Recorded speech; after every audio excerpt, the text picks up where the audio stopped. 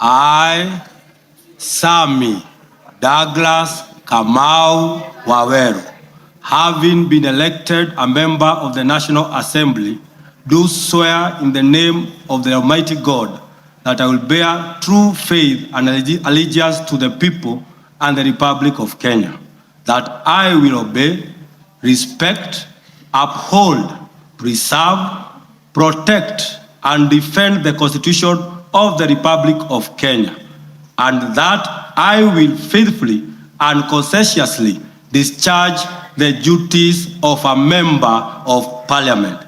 So help me God.